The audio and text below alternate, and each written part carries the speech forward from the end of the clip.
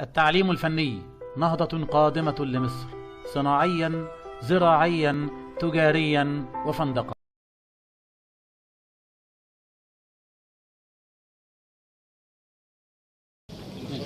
عندنا أخطاء اقتصاد في إطار هذا الحوار المجتمعي الذي تقل إلى المشاركة المجتمعية، وقد وصلنا أن رجل أعمال المحترم الأستاذ سعيد طه عضو الغرفة التجارية بالإسكندرية تبرع بمدرسة للتعليم الفني بمحافظة الإسكندرية.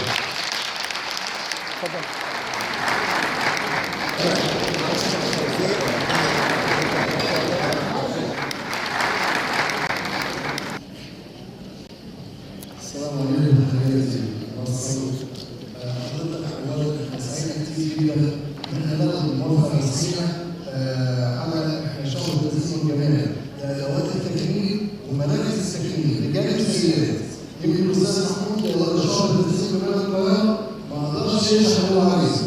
احنا عايزين الموافقه الرسميه لسياده الوزير على البنين، لان في موافقه رسميه وفي مدارس شغاله مدارس بس ما بتخدمش سوق العماله على مستوى مراكز التكريم وادوات ومحلات شركات ادوات التكريم. فاحنا اقترحنا ان احنا نقدم المدرسه بالمدربين اللي هم هيدربوا حضرتك ان شاء الله باذن الله هيدربوا الطلبه.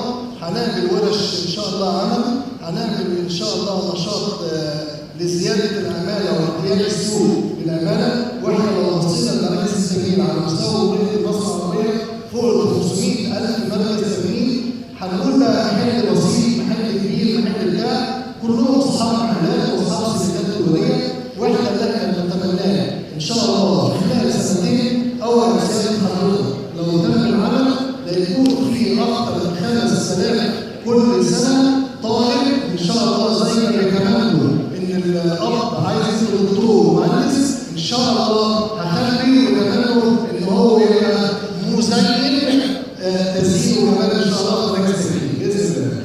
شكرا.